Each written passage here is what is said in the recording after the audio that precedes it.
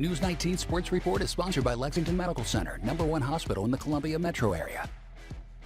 All right, back here on News 19, it is week 7 of the Friday Night Blitz. The weather, we're well into October, and the weather's starting to change a little bit. You can feel it in the air, and tonight we'll see what happens when Dutch Fork travels to the bank, Red Bank, to face White Knoll. Of course, these two region foes are very familiar with each other. Nick Pelham, the White Knoll coach, is a former Dutch Fork assistant. Tom Knotts, of course, going for his 4th consecutive 5A state championship. Had that one loss to Oceanside a couple of weeks ago, which snapped that 24-game winning streak. So the Silver Foxes starting another one. So we'll see what happens tonight. The Friday Night Blitz game of the week, Dutch Fork and White Knoll. Highlights tonight on News 19 at 11.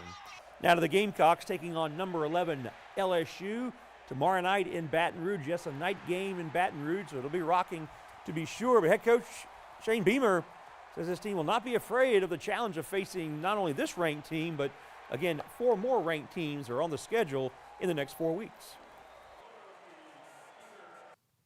If you don't want to play that schedule, you chose the wrong school to come to. I mean, that's just life in this league. So don't tell me in recruiting and when we brought you in the portal that you want to compete and you want to play against the best in the SEC, now all of a sudden shy away from it and look at our schedule and say, oh, shoot, look who we got to play. Look who we get to play. And again, if you don't want to compete against the best, there's plenty of other conferences that they don't play ranked teams every single week. The Clemson Tigers, of course, had that nice win over North Carolina last Saturday. 38-10 was the final.